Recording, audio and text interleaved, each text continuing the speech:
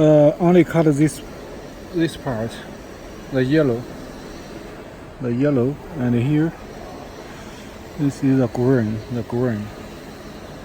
The blue lines are no use. Press 4 to choose them, and then press delete.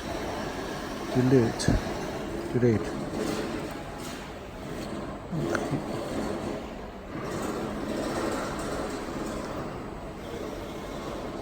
We need to change the yellow lines to the blue.